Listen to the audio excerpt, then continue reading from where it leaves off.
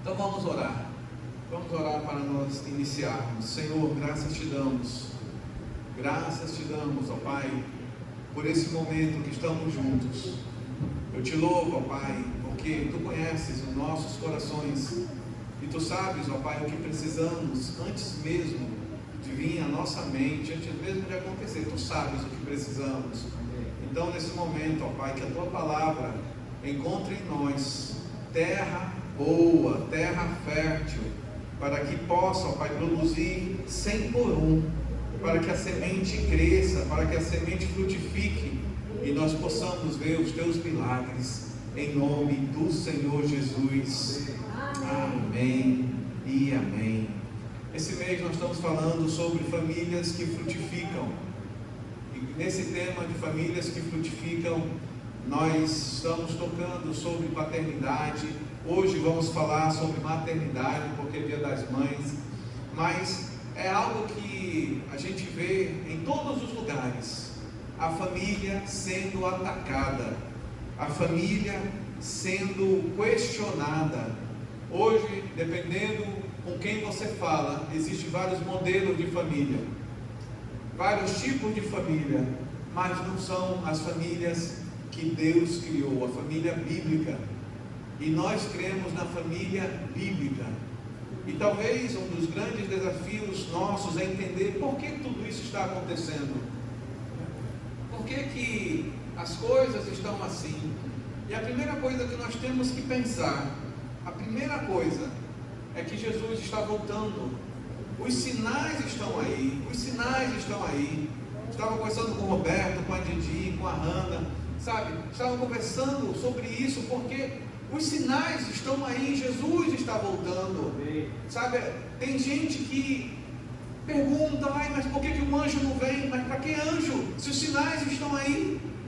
Mas eu acho que ainda não é o tempo. Meus queridos, olha o que está acontecendo no mundo. Enchentes, guerras e rumores de guerra. A guerra em Israel, a guerra na Ucrânia, a guerra em 30 cidades ou países lá na África, a enchentes lá na Ásia, a fome em vários lugares do mundo, as pessoas estão perdidas, há uma grande catástrofe acontecendo no mundo, não é normal. Quanto de nós chegou hoje cansado de tantas notícias, de tanta coisa que foi a semana toda falando, olha, aconteceu isso, e gente fez isso. Isso cansa, isso sufoca e muitas vezes rouba a força. Outras pessoas perdem as forças de tantas notícias ruins. Mas é aquela coisa, Deus está no controle, Deus não está dormindo, Ele está no controle. Mas pode acontecer como aconteceu durante todos esses dias, pessoas ligando e perguntando, mas onde é que está Deus? Por que Deus não salvou? Por que Deus não fez? E nós temos que entender uma coisa, o mundo jaz do maligno. O salário do pecado é a morte. O salário do pecado é a morte. E por causa do pecado sofre justo e injusto. Enquanto Jesus não voltar, tanto justo quanto injusto sofrerão. Talvez você diga, pastor, mas parece que o justo sofre mais. Infelizmente, às vezes, isso vai acontecer, porque o mundo jaz do maligno. Só Daniel foi jogado na cova dos leões. Só Sadraque, Mesaque e Abednego foi lançado na fornalha. Não foram os injustos que foram lançados lá. Os justos foram lançados primeiros. Mas pelo exemplo desses primeiros, os outros se converteram. Talvez esse seja a maior questão sobre cada um de nós. Como nós reagimos à crise, como nós reagimos à objeção, como nós reagimos à pressão, como nós reagimos em tempos difíceis. Porque diante dos tempos difíceis, o ser humano manifesta quem é. Ele manifesta o melhor de si e o pior de si. E aí é onde a gente escuta as notícias de injustiças, de pessoas abusando crianças, de pessoas roubando doações, de pessoas vendendo doações, de pessoas saqueando casas, de pessoas maltratando animais, mesmo diante de situações horrendas, como a gente tem visto, porque o salário do pecado é a morte, e quem não tem Deus continua sem Deus por uma decisão, é uma escolha. Mas quem quer Deus, o Espírito Santo está tocando nos corações. Quem quer Deus, o Espírito Santo está trazendo arrependimento. Quem quer Deus, o Espírito Santo está trazendo quebrantamento. E hoje, nesse Dia das Mães, sabemos que, como a Ione falou, há várias mães em vários lugares passando por sofrimento. Mas, às vezes, não basta a gente olhar para essas mães que estão longe. Às vezes tem mães aqui dentro que estão passando por sofrimentos, por lutas, dias difíceis, dias complexos. E aí a gente questiona: Deus, como é que tu pode me ajudar? E a grande coisa que nós temos que entender nessa manhã, desde o início da criação, o inimigo é contra a mulher. Quando eu falar mulher, homens, pensem também sobre os homens, porque o inimigo é contra os homens também. Mas você vai ver que o inimigo, ele começa um ataque contra Eva. E ali, atacando Eva, ele tenta derrubar Eva, até enganar Eva. Ah, mas poderia ser o homem? O homem seria muito mais fácil de enganar. É que o homem não estava ali naquele momento. Porque o homem, só a misericórdia de Deus. Se não for o discernimento da mulher, muitas vezes o homem não entende o que está acontecendo. E isso é algo assim divino, isso é algo assim extraordinário, porque Deus colocou algo na mulher para que seja uma companheira idônea, uma pessoa que traz orientação, uma pessoa que traz luz, uma pessoa que traz direção, uma pessoa que complementa. Podem errar, infelizmente podem errar, como os homens também erram, podem errar, mas uma coisa a gente entende, que a Bíblia começa o relato mostrando que o diabo começa o ataque na mulher, não porque ela é mais fraca, não porque ela é mais frágil, mas porque o diabo sabe que o poder que Deus colocou na mulher é tão forte, que se derrubar a mulher, derruba o homem e derruba toda a sua casa. Por isso o diabo tem se levantado para derrubar a mulher. E pense em você também, homem. O diabo tem se levantado para te derrubar, homem. E você vai ver na identidade. Hoje a gente vê a identidade da mulher sendo atacada. Homens querendo ser mulheres, mulheres querendo ser homens. E aí você vê mulheres se colocando em situações em que está perdendo mais espaço. Antes se questionava: não há espaço para a mulher. Hoje vivemos uma época em que começa a se ter espaço para as mulheres, mas aí os homens estão virando mulher, estão roubando esses espaços que eram das mulheres. Um jogo de vôlei masculino, colocaram uma mulher que se dizia homem. Ela sofreu tanto naquele jogo que foi uma vergonha. Colocaram uma mulher, um homem que se dizia mulher no jogo feminino, colocou uma mulher em coma. No Canadá, um homem que se dizia mulher foi lutar contra uma mulher. No primeiro soco daquele homem naquela mulher, aquela mulher foi hospitalizada em coma também. Na natação, isso não é porque os homens são melhores do que as mulheres, é porque não é proporcional. Não é proporcional, não está certo. Mas todos se calam. O governo se cala, as feministas se calam, para nós notarmos que existe algo acontecendo nesse mundo que é movido pelo diabo para derrubar as mulheres e assim os homens, consequentemente.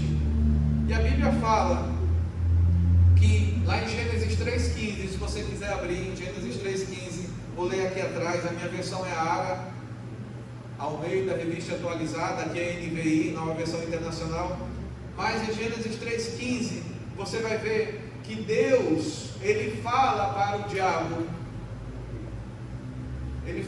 diabo, eu vou colocar inimizade entre você e a serpente. Ou seja, em Gênesis 3,15 mostra que o diabo tem inimizade contra a mulher e consequentemente contra o homem. Porque se a mulher, ela para de interceder por sua casa, a casa vai rachar.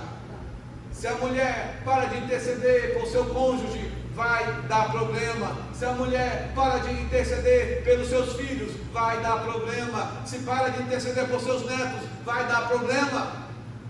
O ataque é muito forte contra a mulher. Por isso o diabo se levanta para destruir as mulheres. Destruindo as mulheres, destrói os homens. Isso aconteceu desde o Gênesis. Atingindo a mulher, atinge o homem. E aí as pessoas vão dizer: ah não, mas a culpa foi de Eva. Não, a culpa não foi de Eva. A culpa não foi só de Eva, foi de Adão também. Porque o homem também tem que orar, o homem também tem que interceder, o homem também tem que buscar, o homem também tem que ter Deus. A busca, o devocional é individual, mas nós temos que fazer em conjunto. Muitas vezes a Eune chega até mim e diz: Fernando, a gente tem que orar junto. Porque é muito difícil muitas vezes o homem orar junto com a mulher. Muitas vezes é difícil orar junto com a família.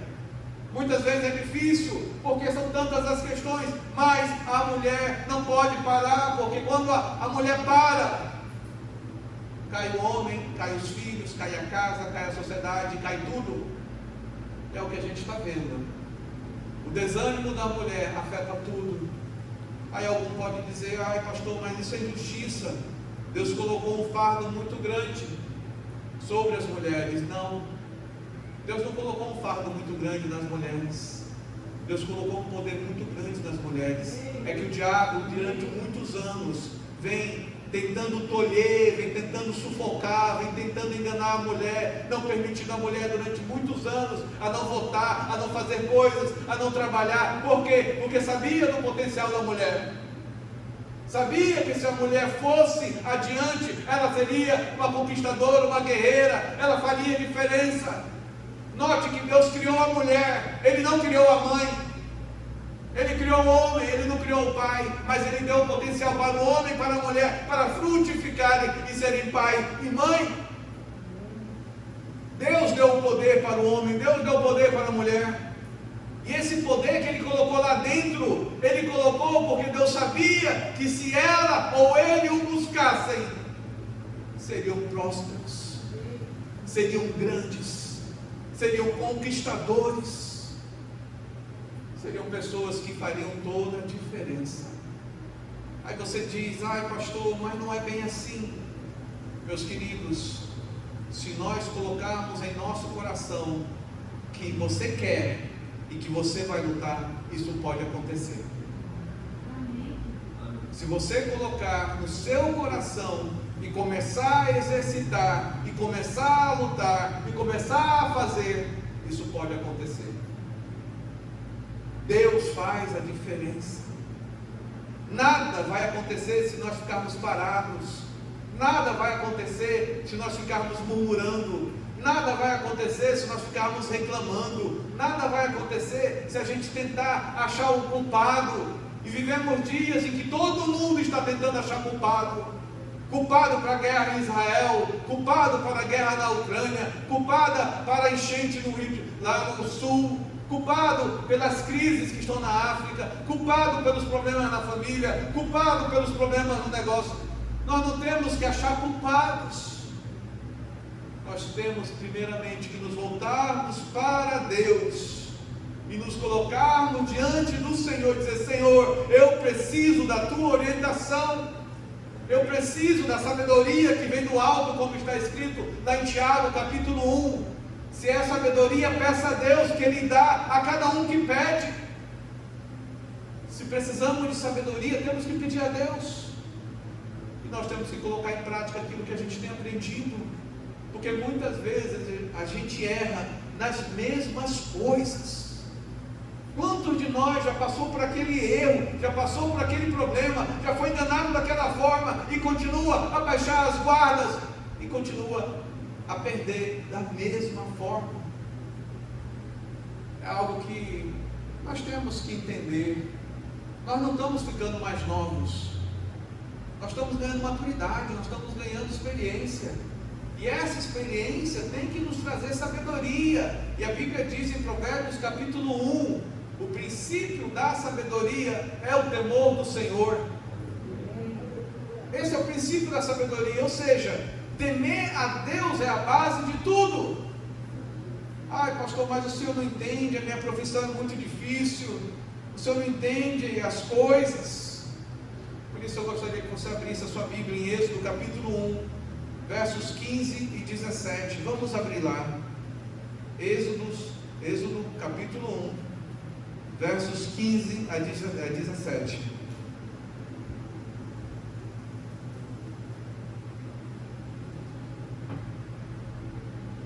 Diz assim: o rei do Egito ordenou as parteiras hebreias, das quais uma se chamava Sifrá e a outra Puá, dizendo: quando servirdes de parteira às hebreias, examinai, se for filho, homem, matai-os, mas se for menina, filha, que viva.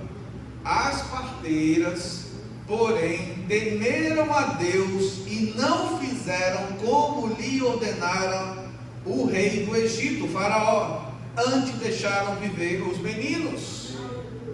Imagina a profissão dessas parteiras, imagina a profissão delas. O próprio Faraó chegou para elas e disse: olha, quando vocês forem lá pegar alguma mulher em trabalho de parto, naquele momento em que vocês verem que é um homem, já mate-o ali, é a minha ordem, eu sou Faraó, ou você vai morrer, ou vou destruir toda a tua casa. O próprio Faraó falando com essas duas parteiras hebreias. E a Bíblia diz: as parteiras, porém, temeram a Deus.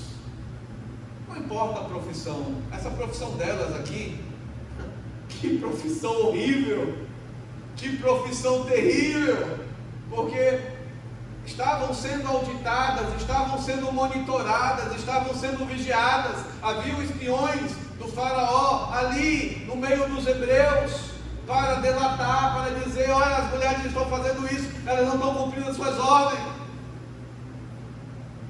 Mas essas duas parteiras, essas duas mulheres, que a Bíblia cita o nome, que muitos de nós nem conhecemos, nunca nem ouvimos falar, mas elas entraram na história como mulheres valorosas, porque temeram a Deus, mesmo diante de ordens absurdas. Cada um de nós podemos receber uma ordem absurda, cada um de nós pode receber uma orientação absurda, mas se o temor de Deus em nossos corações for maior do que a ordem absurda, nós não faremos aquilo que o diabo está mandando. Porque é muito fácil dizer: ai, pastor, eu não tive opção. Nós temos opção, sim.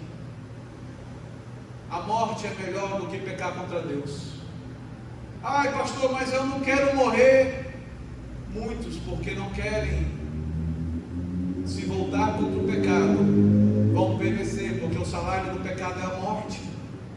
Por isso que eu tenho falado, a crise que o mundo vive é por causa do pecado, porque o salário do pecado é a morte. Se há morte, há pecado, porque se não houvesse pecado, não haveria morte.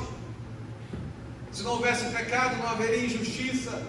Se não houvesse pecado, não haveria necessidade de a gente estar lutando para sobreviver diante de dias maus e difíceis e lutas para tentar conquistar alguma coisa. Mas a grande questão é: como está o seu caráter diante de Deus? Diante de alguém que te pergunta algo que aparentemente é impossível. O próprio Faraó deu ordem a elas. Não importa se é o presidente que está falando contigo, não importa se é o teu chefe, não importa se é alguém que está te pressionando a fazer o errado, você tem a escolha de fazer o que é certo, porque o temor do Senhor é maior do que a ordem errada. Tema a Deus. Por isso que lá em Provérbios diz que o temor do Senhor é o princípio da sabedoria. Quer ser sábio, tema a Deus. Enquanto não temer a Deus, enquanto fazer as coisas da pressão, enquanto fazer as coisas da urgência, nós cairemos, nós sofreremos.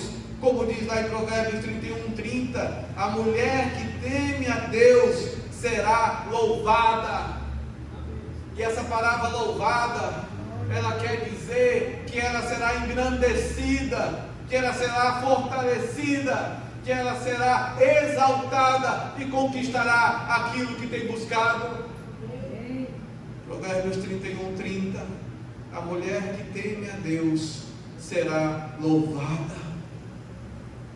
Sifrá e Poá estão sendo hoje citadas.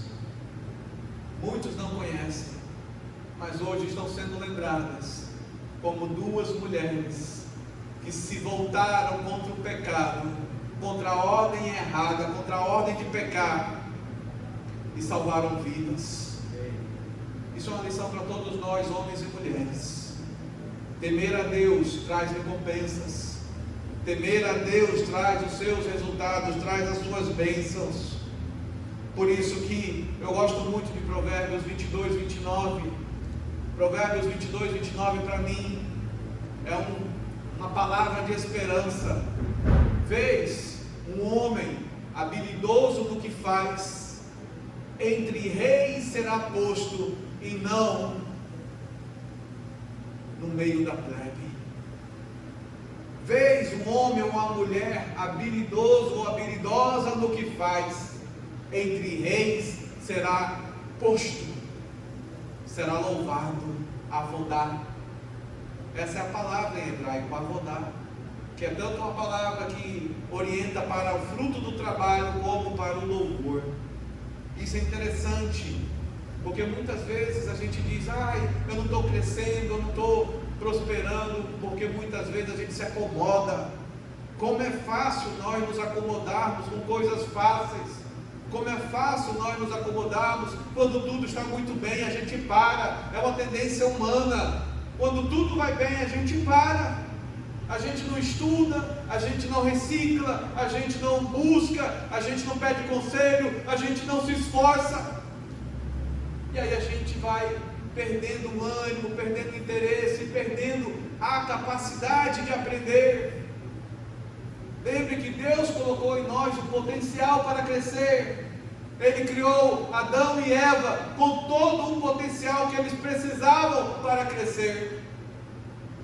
Ser pai, ser mãe, ser advogado, ser engenheiro, ser médico, ser empresário, ser negociante, ser professor, não importa. Não importa. Deus nos deu a capacidade, mas muito depende de nós. Salmos 37, 4 e 5 diz assim: agrada-te do Senhor. Ou seja, para você se agradar tem que ter amizade, tem que ter intimidade. Agrada-te, tem intimidade com Deus, e Ele satisfará o desejo do seu coração. Essa é a questão, nós nem sabemos os nossos desejos hoje. Estamos tão perdidos, nós estamos tão desiludidos muitas vezes, nós estamos tão desfocados, tão alheios, tão distraídos, que a gente não sabe o que quer. Se Jesus chegasse para cada um de nós e perguntasse agora: o que você quer? Muitos de nós não saberiam responder. Isso é algo interessante, porque você vai ver na Bíblia isso acontecendo. Jesus chegando diante de um paralítico e perguntando: o que você quer que eu te faça? Estava óbvio que ele era paralítico, estava óbvio que ele precisava de cura, mas Jesus perguntou, porque de repente ele não queria cura, ele queria outra coisa. Ai, pastor, isso não existe. Existe sim. Eu e a Eude, nós fomos orar por um casal, amigos de um casal lá de Belo Horizonte, que nós fomos pregar lá, e eles disseram: olha, vocês são de São Paulo, quando vocês voltarem para São Paulo, visita a minha irmã, porque o marido dela está com câncer no olho, já perdeu o olho, e agora o câncer está consumindo o outro olho. A gente disse: claro que a gente vai visitar, vamos visitar o casal. Chegamos lá para visitar o casal, começamos a conversar com a irmã daquela senhora que nos pediu, e a conversar com um homem, e nós perguntamos para o homem: me diz uma coisa, você está pronto para ser curado agora? Aquele homem, ele não se alegrou com essa pergunta, mas ele baixou a cabeça, ele pensou por alguns segundos, ele disse: não estou pronto para ser curado. Aí eu disse: então nós não vamos orar por você. Aí A esposa: mas fulano, você precisa da cura, você está ficando cego. E ele disse: eu não quero, eu não estou pronto agora. E nós não oramos por ele. Tem pessoa que não quer a cura. Depois nós ficamos sabendo que ele não queria mais nada de trabalho, ele queria viver às custas do benefício social, da aposentadoria, porque ele estava cego, ou ficando totalmente cego. Quantas pessoas estão perdendo tudo porque estão vivendo de migalhas, estão vivendo de coisas que roubam o potencial e poderiam estar numa vida muito melhor, mas não quer assumir o risco, não quer assumir a responsabilidade, quer viver daquela migalha. Há pessoas que precisam daquilo, amém, que precisa e terá e vai receber, mas tem pessoas que são muito saudáveis, que não precisam daquilo, estão se entregando àquilo ao ponto de não quererem ser curadas. O ser humano está assim. Tem pessoas que você olha e diz: ai, coitado daquela pessoa, por que aquela pessoa é um paralítico, por que aquela pessoa é daquele jeito, por que aquela pessoa está na rua. Muitas vezes nós não entendemos que ela tomou uma decisão, ela tomou uma escolha, e a escolha foi não se ceder, foi não se submeter a Deus. Sifrá e Puá são duas mulheres que se prostraram para temer a Deus e a servir a Deus, e salvaram todas as crianças que elas puderam salvar. Talvez isso seja uma lição para todos nós. Continuar perseverando diante da crise, continuar perseverando diante dos negócios estarem sob ataque.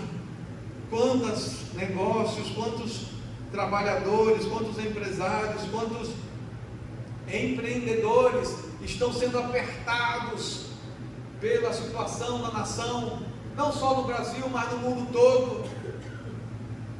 Mas se temermos ao Senhor, se nós buscarmos ao Senhor, o princípio da sabedoria é o temor do Senhor, então Deus vai nos dar sabedoria para como sobreviver à situação difícil, a como sobreviver com problemas com os filhos, a como sobreviver com problema no casamento, a como sobreviver com problemas na família, a como sobreviver com problemas no trabalho, a como sobreviver com problemas que nós nem sabemos como controlar. É Deus que dá a sabedoria. Por isso nós temos que temer a Deus, para nós nos voltarmos a Ele, porque senão nós vamos ser especuladores, especulando: ai não, eu acho que é por isso, ah não, eu acho que é por isso, ah não, eu acho que é por isso. Tentaram colocar Jesus nessa situação. Jesus, quem que é o culpado? Ele disse: espera aí, quem me colocou como juiz? Nem Jesus quis isso. Mas muitos de nós tendem a ser especulador, tentando dizer: ah não, foi por isso, foi por aquilo, ah não, eu sei a resposta. Nem Jesus se colocou nessa posição. Por isso nós temos que temer a Deus e tomar cuidado com as nossas palavras, porque senão vai acontecer como um pastor de 61 anos, famoso no mundo todo, que nessa semana, ele dando uma entrevista, o entrevistador perguntou para ele: se você morrer agora, você vai para o céu? Ele disse: eu estou pedindo a Deus que me leve, porque eu fiz tanta coisa errada que eu não sei agora se eu vou para o céu. Você acredita nisso? Só que ele está fazendo algo que muitos pelo orgulho não fazem, reconhecendo que errou, reconhecendo que estava errado, reconhecendo que ele pecou diante das câmeras, e o mundo metralhando ele: ai, você é isso, você é isso, você é isso. Mas quem está acusando não está se arrependendo, enquanto aquele que fez tudo aquilo está reconhecendo publicamente, dizendo: eu errei, eu pequei, e que o Senhor reconheça o meu erro. Talvez nós temos que ter mais humildade, mães e pais, mais humildade para nós nos voltarmos para Deus e nós reconhecermos aonde nós temos falhado, aonde nós temos especulado, aonde nós temos falado demais ou falado de menos, porque a Bíblia diz que os mais experientes, os mais idosos, sejam conselheiros dos mais novos, e que os mais novos sejam obedientes aos seus pais, ouçam os conselhos, aprendam com os erros dos pais, com os erros dos mais velhos, para não repetir os erros. Porque hoje a gente investe uma grande quantia em MBA, em doutorado, em cursos de tal e tal e tal, para ouvir sobre erros que os outros fizeram e não repetir aquele erro. Isso é um MBA. Se você vai para Harvard, se você vai para a USP, se você vai para a PUC, não importa aonde você vai fazer um curso de especialização, é você estudar o erro de alguém, para você não repetir. Enquanto nós temos essa experiência em casa, quantos nossos pais já erraram, nossos avós já erraram, nós já erramos, e nós continuamos a repetir as mesmas coisas. E o pior do que isso, quando a gente vê alguém se arrependendo, a gente joga pedra naquele que está se arrependendo, sendo que deveria ser uma lição para todos nós, que nós também temos que nos arrepender de tudo aquilo que possa estar nos afastando de Deus. Aquele primeiro amor que nos fazia orar mais, aquele primeiro amor que nos fazia jejuar mais, aquele primeiro amor que não dava desculpas, porque fulano não faz, eu também não vou fazer, vai ser essa briga. Quantas pessoas pararam de orar como protesto porque o outro cônjuge não ora? Isso é um absurdo, isso é do diabo. Quantas pessoas pararam de jejuar, pararam de ler a Bíblia porque o outro cônjuge não ora, não jejua e não lê a Bíblia? Isso é ataque do diabo, para nos roubar a paz, para nos roubar a individualidade de continuar crendo, de continuar buscando ao Senhor e ver o milagre acontecendo na nossa casa. A nossa casa precisa de Jesus, e só vai acontecer se nós nos voltarmos para Deus com o coração quebrantado. Salmo 51:10, o salmista diz assim: cria em mim, ó Deus, um coração puro, e renova dentro em mim um espírito inabalável. Salmos 32:8. O salmista clamando a Deus: Senhor, me ensina a voltar, Senhor, me ensina a te buscar de novo. E Deus respondendo ao salmista, dizendo: instruir-te-ei e te ensinarei o caminho que deves andar, e sob a minha vista te darei cuidado. Deus pode nos ajudar, Deus pode resolver os nossos problemas, mas depende da atitude do nosso coração. Podemos apedrejar quem está se arrependendo, podemos especular daquilo que nós não sabemos, ou podemos nos voltar para Deus no temor do Senhor e salvar vidas pelo nosso testemunho. Assim foi Sifra e Poá. Por causa de Sifra e Poá, Joquebede, mãe de Moisés, guardou a criança, a colocou num cesto e a enviou no rio. Quantos de nós precisamos de Joquebedes hoje, que olharam o trabalho das parteiras, que viram que as parteiras foram tementes a Deus e não se renderam, e Joquebedes surgiram dizendo: porque elas não renderam, porque elas não pararam, eu também não vou parar, e eu vou guardar, e eu vou lutar com meu filho. Joquebede escondeu seu filho, Joquebede preparou uma cesta, betumou a cesta, não fez de qualquer forma, ela se preparou, porque ninguém nasce sabendo, mas aprende, busca conselhos, alguém aconselhou, você faz uma cesta assim, assim e assim. Não foi orgulhoso para aprender, não foi orgulhoso para pedir conselho, não foi orgulhosa para buscar uma solução. Sifra e Poá influenciaram Joquebede, em que não abandonou seu filho, mas protegeu seu filho numa cesta, e ela disse: o Senhor vai guardar. Amém. E é isso que cada um de nós, pais e mães, especialmente as mães hoje, no dia em que você estiver mais triste, você tem que lembrar de Joquebede e dizer: o Senhor vai guardar. Eu não sei para onde essas águas vão levar o meu filho, que não tem nenhuma condição de lutar por si só, que não tem nenhuma condição de se salvar, que não tem nenhuma condição de fazer qualquer coisa para sobreviver, mas Deus pode. E eu acho que essa é a maior lição que a gente pode tirar de Joquebede, alguém que confia em Deus ao ponto de fazer tudo para salvar a sua família, mas nada moralmente errado, nada que envolva pecado, mas tudo que mostre o temor do Senhor, porque Deus nunca vai nos conduzir ao pecado para fazer o certo, isso não é de Deus. Deus sempre vai nos guiar para o certo, para que esse certo se torne testemunho para outros. E isso foi o que aconteceu. A filha de Faraó, se banhando naquele rio, as servas dela escutam o choro, ela escuta o choro, e ali elas salvam Moisés, que o nome, inclusive, foi dado pela filha de Faraó.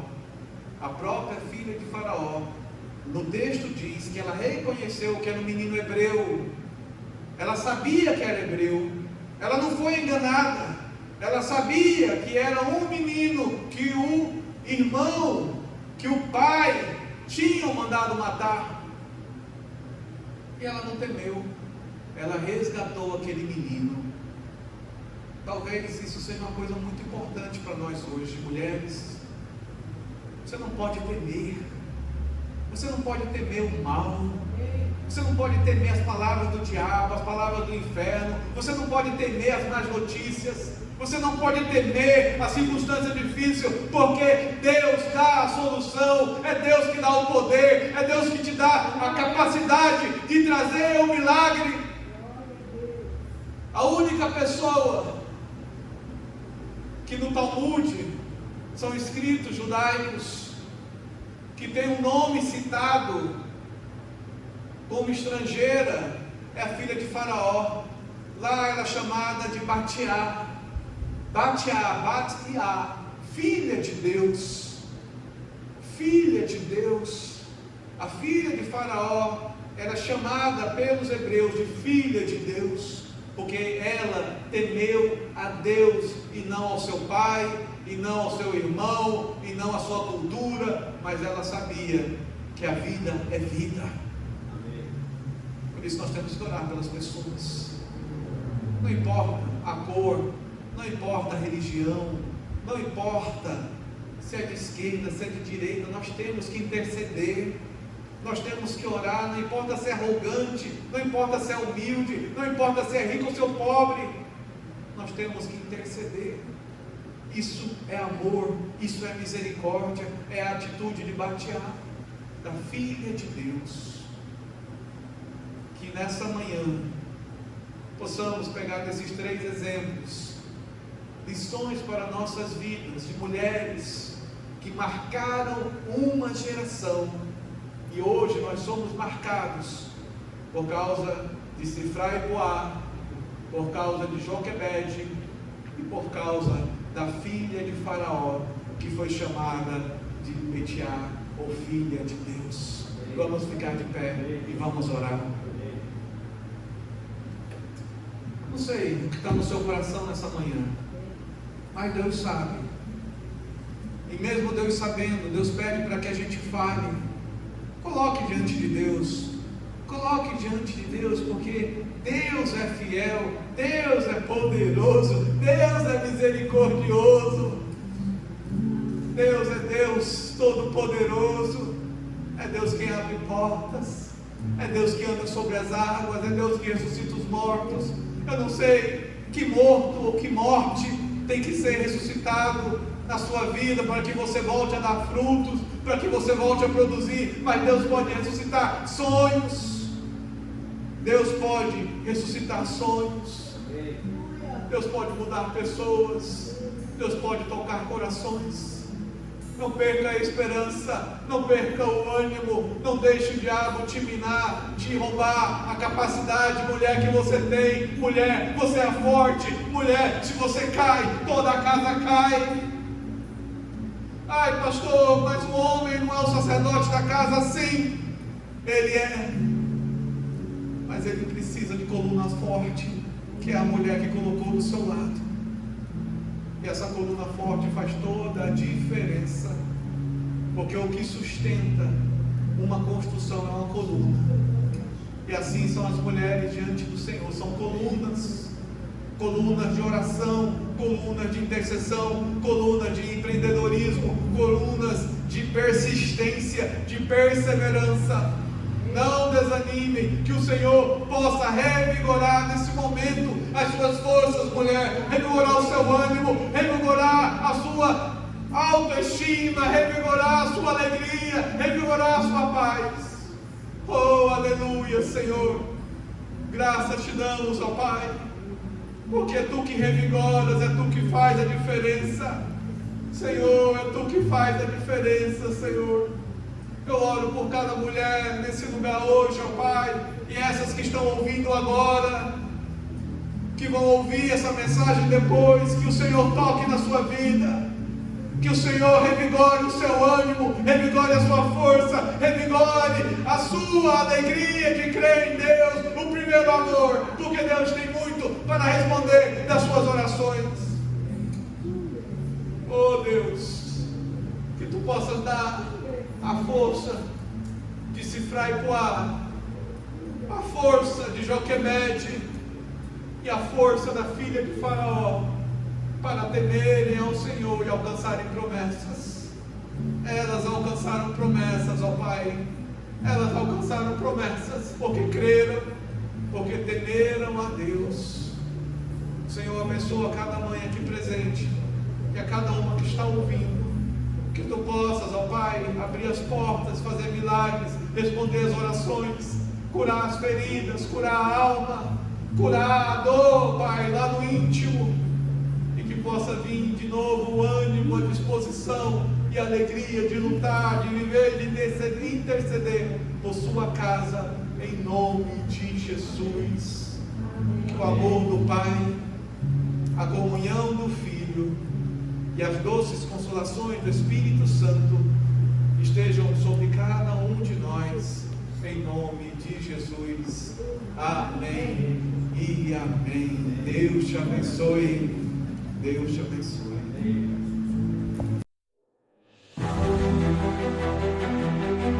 Somos uma igreja viva, um povo acolhedor, uma comunidade de discípulos de Jesus que o ama, o adora e busca obedecê-lo. Queremos tornar a palavra de Deus conhecida a todos para que o seu amor e salvação transforme vidas e corações. O anseio por servir faz parte da nossa maneira de viver e é expresso em inúmeros dos nossos projetos e iniciativas. Queremos ver o reino de Deus se expandir em todos os lugares, por isso não medimos esforços para pregar o Evangelho no templo, nas casas, nas comunidades, nas ruas, nas escolas, em São Paulo, no interior, no sertão, no Brasil, no mundo e até os confins da terra. Sabemos que formosos são os pés daqueles que anunciam o Evangelho. Entendemos o quanto o amor de Deus se materializa suprindo as necessidades dos vulneráveis e dos necessitados. Portanto, colocamos nossos ministérios, talentos, dons e recursos para servir em projetos sociais nos mais diversos lugares.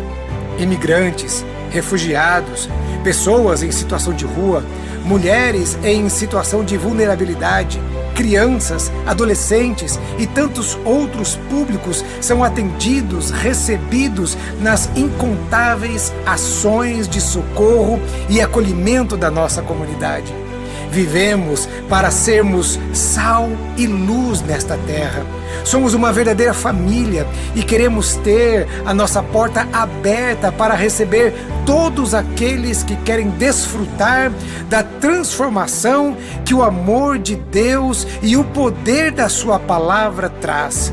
Ansiamos também por ver lares formados e que funcionam governados pela paz, pela alegria e pela justiça que faz parte do reino de Deus.